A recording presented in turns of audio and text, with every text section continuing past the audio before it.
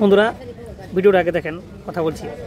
শুধু social media খুলে দেখতে পাচ্ছি শুভেন্দু অধিকারী সহ সোশ্যাল মিডিয়া যে সকল বিজেপি সাপোর্টাররা রয়েছে তারা প্রতিনিয়ত প্রতিটা সেকেন্ডে তৃণমূল কংগ্রেসকে বদনাম করার চেষ্টা করছে। আমি একটা কথা বলি, যারা এইসব কথাবার্তাগুলো বলো এবং তৃণমূলকে বদনাম করো, আচ্ছা তৃণমূলকে বদনাম করা খুব সহজ তাই না? কিন্তু তৃণমূলের মতো কাজ করে দেখানো খুবই কঠিন। আপনারা যে দলের হয়ে সাপোর্ট করেন ভারতীয় জনতা পার্টি, সেই ভারতীয় জনতা পার্টি মানুষের জন্য কাজ করেছে এমন একটা ভালো কাজের নাম বলুন তো যেটা দ্বারা মানুষকে উপকৃত হয়েছে। বড় বড় তো কথা বলেন, আমার জাত নিয়ে কথা বলেন, এসে দেখাতে পার কি কি পেয়েছি, কি পাইনি। 370 পেয়েছি, রাম মন্দির পেয়েছি, 3 তালাক পেয়েছি, আজকে আবার ফির বিহার পেয়েছি। এটা তুমি বুঝবো না, খালি দেখবে আর চলবে, লুচির মতো ফুলবে।